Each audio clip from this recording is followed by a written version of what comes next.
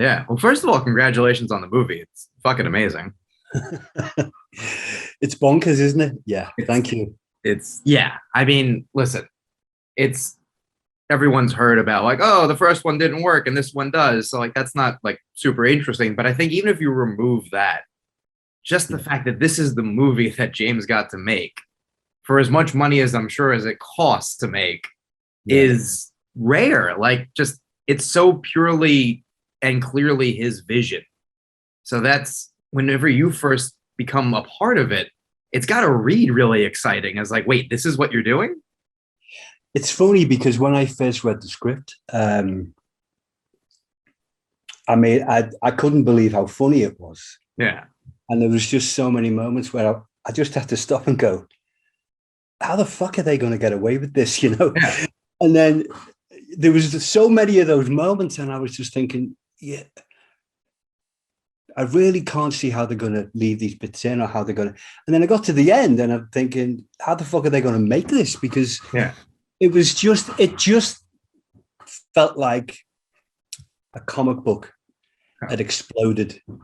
And if it wasn't in James's hands, I would have worried. But he lives that world. He really understands that whole world because he was that kid Yeah. reading the comic books. He knows these characters inside out. And well, yeah, what was amazing was that Warner's just said, go for it, because if you're going to hire someone like James Gunn, what's the point in it's better to go, look, it's going to be an R-rated movie, so just do it how you feel like it should be, and that's pretty much what he did.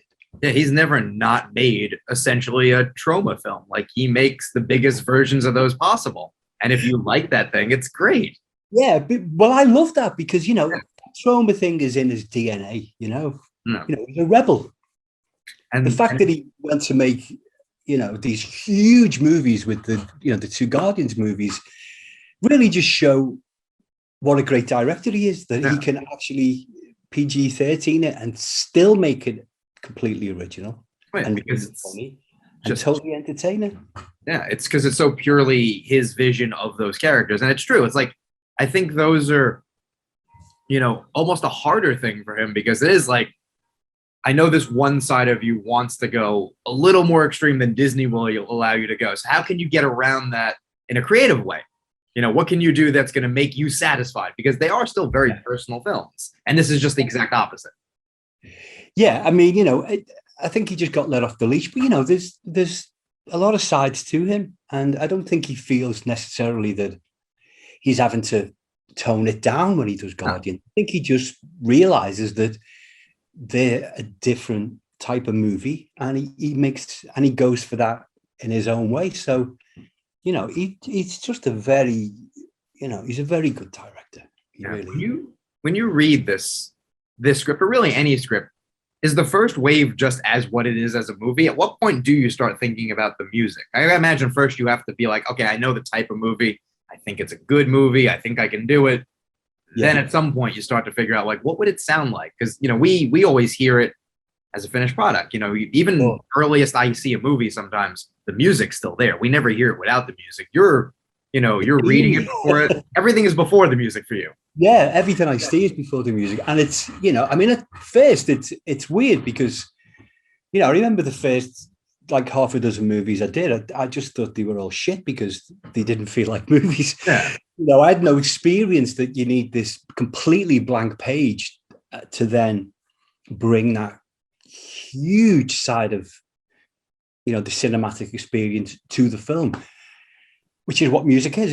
It's critical as far as I'm concerned. But with the script, to be really honest with you, I don't really. The first time I read the script, I'm trying not to think about the music. Mhm. I'm trying to understand,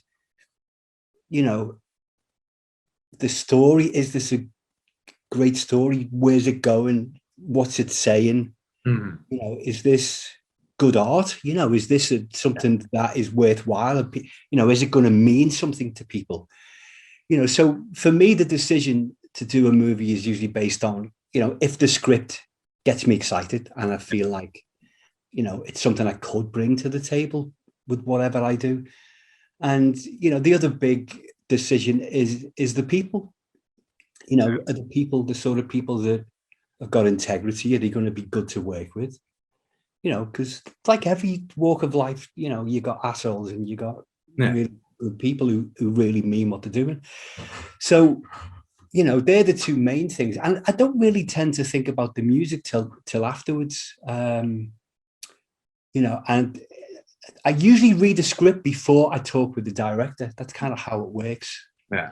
The script is the first step where you kind of, weighing each other up, Oh, yeah. Well, But when I meet the director, then I get a good sense of what his energy is and what might happen. And then I start to think, well, maybe, this guy's got a bit of an edge. Maybe we can do that. And, it just builds from there. But from the script, I'm just trying to see what it is. Yeah. And I feel like it's the way you approach it is probably, if not definitely the right way to do it, because you're going to be working with the director a lot.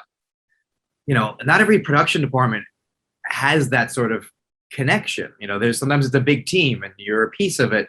I mean, you very much have to be vibing with the director because they hear something in their head when they wrote it or when they're directing it. So you have to, like you said, if they're an asshole, you're not going to want to talk to them. And suddenly there's that barrier. And if even if you get along, like, what types of music do you like? What are you seeing? Like, this could so easily have sounded way different. Like, not everyone would read this and see war movie. Okay. Yeah, no, you're absolutely right. I mean, I feel that the best relationships that I've had with directors, whether it's been with James Gunn or Danny Boyle, or Guy Ritchie, they've been very, very honest, because you've got to get past any awkwardness or unfamiliarity. You've got to kind of get past that within a few days, because you've got to get to a point as quick as you can where you can go, you know what? I'm not sure you're right there. Why don't we try this? And if you feel that distance, then you're never going to say that. So, and I think it's good to sort of establish that from very, very early on, because if it's, if that's the kind of thing a director doesn't want you to say, then you're on the wrong film, because it's a composer's job to bring stuff to the table and to question ideas, certainly question the temp score. You've got to kind of pull your pants down, you've got to go, this is really what I think. And, and the best directors, are the guys who are totally cool with that. Yeah. Totally cool with you going, but what about this? Why don't we try it this way? So, it is a very unique relationship between a composer and director. And it's utterly, utterly dependent on trust. Yeah. And because, one of the other things as well, which makes that job kind of unique, every director I've worked with has, had some tangible understanding of, the photography, the lights, certainly the script, the sort of costumes, the sound design. They've got a kind of a good handle on what it is that they want. But music being this kind of magical, fucking sound waves that appear like heavens, even though they might completely know what they want, they don't always know how to articulate that. Yeah. That's not the case with James, because he's actually a musician and he was in bands and we have a lot of the same language. But in a lot of other cases, you have, I've worked with some amazing directors that kind of look at you, not helplessly, but you can see they're out of their comfort zone. Yeah. You can't shout the directions at people the way they could maybe with, put that there and you run faster and that's done, So it's kind of a bit like going to the dentist or something. You've just got to trust them, you know what I mean? I completely am the same type of person, because I don't know how to do any of it. But I kind of understand the idea of, if you point the camera backwards, it's going to face me, and that's not going to be the shot you need. Like, I know how not to completely fuck something up. But music, I have two guitars that sit in my room because they just bedevil me. I don't understand them. Like, I like the sound it makes when I strum it. And then as soon as I try to do something, the string breaks and I curse at it and I put it away for 6 months. And that's I think the thing about music is, unless you understand it and can do it, it's like math. It's just like, how can anyone make sense of this? There's letters and numbers and like there's a symbol. What does this mean? It's just like you get lost in the weeds so easily. And I think as someone like yourself, it's an advantageous position if you have an opinion. There are plenty of composers who I make a sound and this is the sound I do and use it as you see fit. And there's nothing wrong with that. But I think especially guys who have like band history and are used to like, I make a specific sound for the specific feeling that I have, or this album is supposed to be different. Like, I'm a huge Springsteen fan. Every album is different. Like it keeps changing. I think musicians have that ability very much like a filmmaker to evolve and change and pursue a flight of fancy. And when you can vibe together, it creates this whole third thing where like, they may not know how to do it, but it's like pornography. Like they know it when they see it or when they hear it here. No, it's true. But on the Suicide Squad, I mean, to be honest, I had the best of both worlds because I had, first of all, this is a director that loves music. I mean, you can feel it in his movies, and he's brave. So that opening to the first Guardians film was like, it blew me away. I mean, nobody would have done it that way. You've got this alien landscape and this very ominous, and then they just go into this cool uka chaka. It's like, that's pure cinema to me. Yeah. That's like juxtaposing a great song with a great scene and then making something completely different with that. So I knew that he was certainly left of center, and that's kind of where I feel most comfortable, just trying different things out and not doing the obvious where you can, and trying to, I mean, not reinventing stuff, but just trying to bring your own twist to stuff. Yeah. So, knowing that he, saw music in movies in a similar sort of way, and knowing that he had, the same dialogue as me, because, I didn't go to music school. Yeah. I didn't do any of that stuff. I grew up in Liverpool playing in bands, and then, I was playing pubs and strip clubs, and when I was like 13 and 14, and then I ended up I ended up being a session player on some of the records of the bands in Liverpool that was signed, and then I ended up touring when I was about 17, 18. So my whole musical upbringing was just playing guitar or playing bass, being in bands, So that's the way I talk. I don't talk in terms of, I mean, if I'm standing in front of an orchestra, I have to, adjust that slightly because I had to teach myself how to orchestrate. I taught myself to write for strings and everything. But my real heart is, if I want something to go louder, I don't go fortissimo. I go, fucking louder, So that's what comes natural. And James is the same way.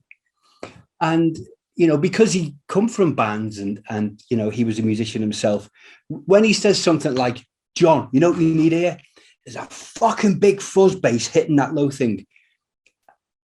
I always want to try it because he knows exactly what a fucking big low fuzz bass is going to sound like. So he's not guessing. No. And he hears it. So because of that, the whole of the Suicide Squad was probably the biggest collaboration in terms of involvement with the director I've ever had. Yeah. And when it was a collaboration, and there's not a note in that score that he wouldn't have listened to and had an opinion on, and then bounced ideas back. There wasn't a single cue that didn't change after he'd heard it. So it's. I think it's funny you said like you don't necessarily seek out the reinventions of things, but I think oddly having that, like you said, left of center view and appreciating that is how you wind up doing Kick-Ass and 28 Days Later and Sunshine. Like three things just off the top of my head are wildly different than what they could be. You can describe those films. Same with Suicide Squad. You can describe those films and you can have a view in your head that's very acceptable and mainstream friendly and Hollywood puts out with no problem.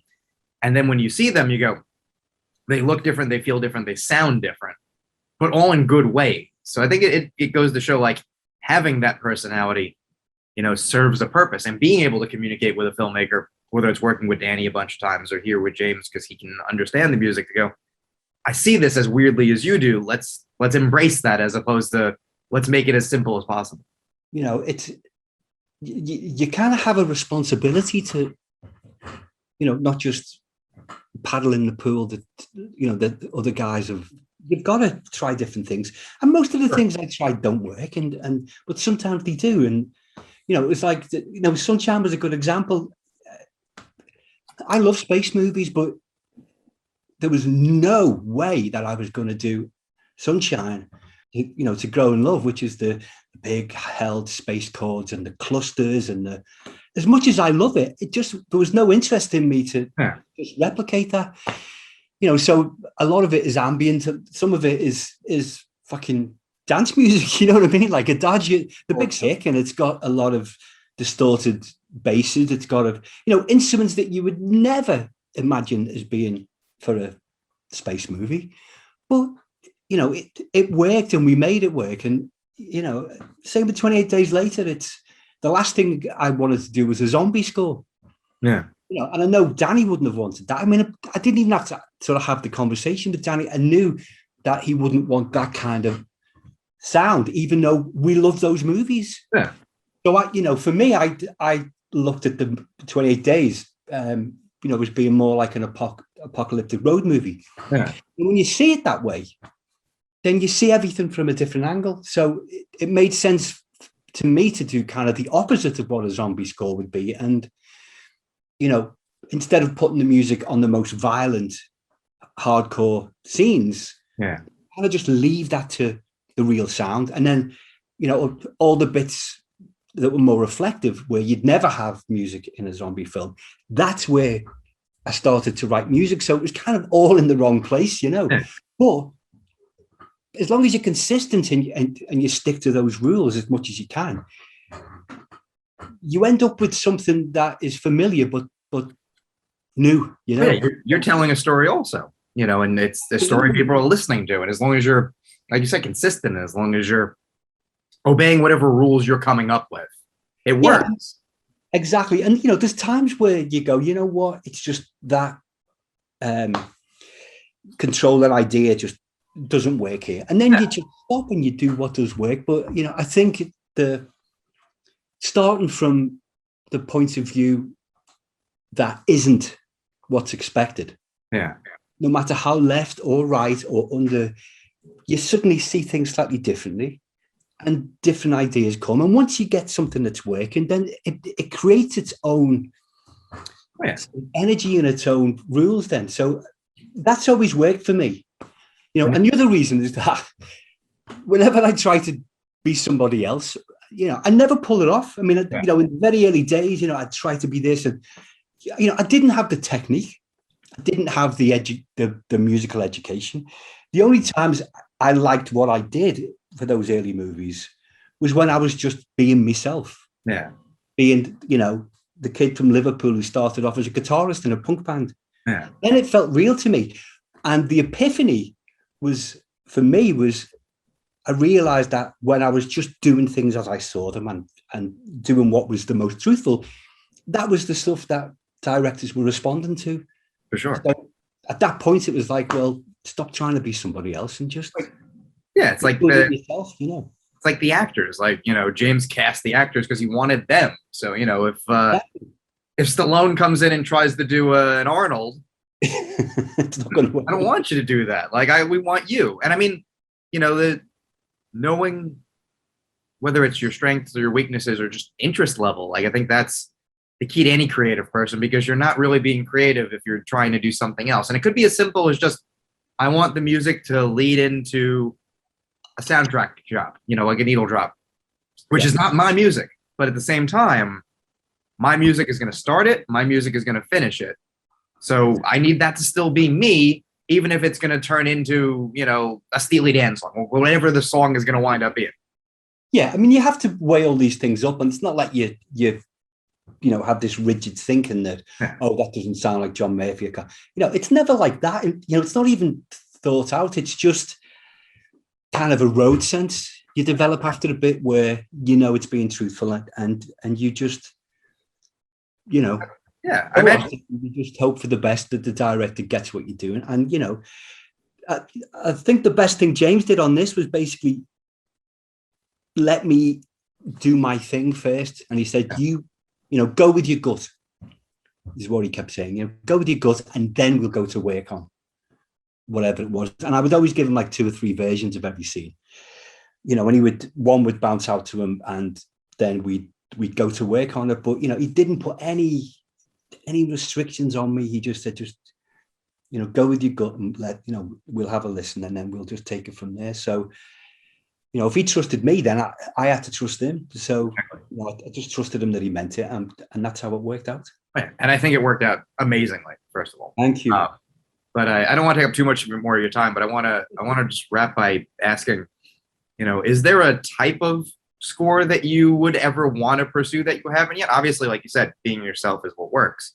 But whether it's James or Danny or Guy Ritchie or someone who's just like, anything you want to do, go for it. Is there a type of thing you haven't done yet that, like, given the means, you'd be like, oh, I'd be curious to try this out as someone who has worked in various genres already? Yeah, I mean, there's loads. I mean, I'd love to do a proper old school Western. Everyone says I'd love Morricone. I mean, it's like when I grew up, I mean, not that I remember at the time thinking, oh, I'm going to be a film composer, because, for a kid in Liverpool, that's not even on your radar. Like, I want to play guitar and meet girls. Yeah, I want to be I just wanted to play in pubs and get a girlfriend and play loud, Yeah. So but I remember the music to, the spaghetti westerns and A Few Dollars More and all that stuff as having a big effect on me as a kid, and the James Bond movies too. Oh yeah. I used to just bounce around the room when, I'd hear that riff. So yeah, I mean, definitely a proper old school, hardcore Western. Bond movie, definitely. That had to bug you when Danny was so close, and you're like, oh, he might call me. He might call me. I know, but apart from that, I mean, I'd also love to do, a score with like all analog synths, like a real kind of 1972, 73, really old school lo-fi, because I kind of love that sound, Yeah. Well, I mean, I think you're clearly capable of it. I mean, whether it's, like we said, 28 Days Later, which is very stripped down, or something huge like this, which could easily be, you could translate this to a war movie. Not to hammer that home again, but you could take the sound, put it in like a World War II Dirty Dozen type thing, and it would not feel not at home. Well, that was down to James, because that was one of his things. I know he loves those films, and I loved them too. So we wanted a little bit of that in. But it was funny because when we would talk, there were so many things we got excited about. Yeah. We loved the idea of having a little bit of punk in there. Not necessarily like the punk bands that we would listen to, the classic bands, but having that attitude and that simplicity and rawness and energy and, fucking belligerence, Well, look at who you're making a movie about, right? Yeah, I know. So, but there was all these other sounds that we liked, and we loved Morricone, and it was like, can we get a bit of that heartfeltness?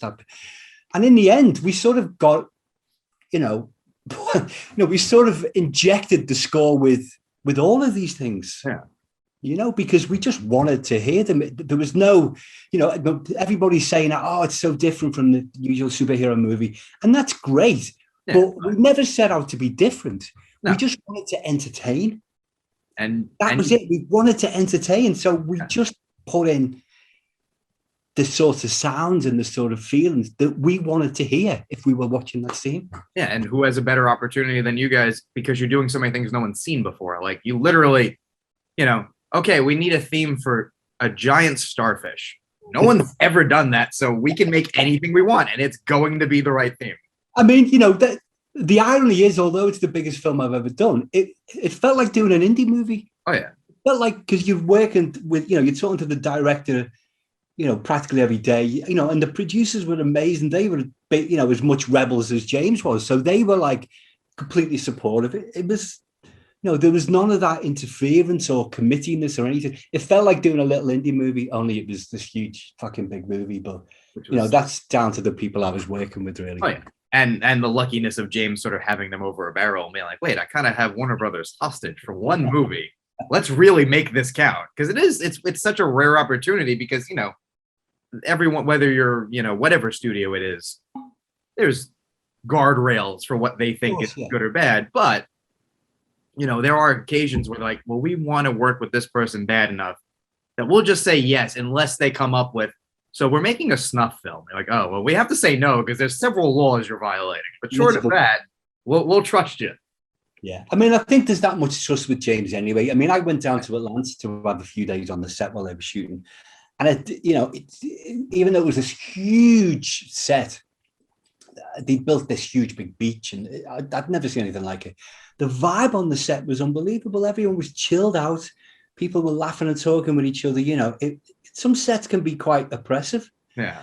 And I just think there was just that feeling where everybody just trusted the guy who was running the show. So, I think, but he's earned that. If you earn that trust, then I think you get to play with the toys that you want. Oh yeah, And he played with the toys that he wanted with. So. The sense of play is there, and also again, you want to believe that people are having a good time doing this, because whether it's acting, directing, composing, these are all things people do for fun, make pretend, write, play a guitar. These are things that people pay money to do for other people. So the idea that there are people who can make, absurd amounts of money doing it, the idea that they could be unhappy doing it, or oh, what a nuisance to me. People don't like that. It's just, and sometimes it feeds into the movie. You even hear, I talked to Joel for something else and asking him sort of about this, and he was just like, it's so much fun. And sort of the unspoken thing is I didn't have as much fun last time. And, I get holding a giant gun, running around fighting monsters. It's supposed to be fun. It's supposed to be, and I think if you enjoy it and you have a director that wants you to enjoy it, then there's no way that that's not going to come out on the screen. Oh yeah, because what director didn't love movies? Who came to filmmaking because they hated the medium? Exactly. I mean, maybe Lars von Trier, but that's about it. That's the only exception. You might hate movies. I can think of a few, but I'm not going to tell you who they are. Yeah, but they're also not that. You can tell who has that passion, as opposed to it's a job, and there's nothing wrong with paying the bills. God, I wish I could pay the bills. I will never begrudge Michael Caine's thing about the Jaws movie. I've heard it's terrible. I've never seen it. I saw the house it bought, and it's spectacular. There's nothing wrong with that, but British thing to say, though, isn't it? Yeah. Well, I mean, you get to the point where you can say those things. I'm friendly with Bruce Dern, and he's an 80-something-year-old man who's worked with Hitchcock, so he's going to say whatever the hell he wants to say.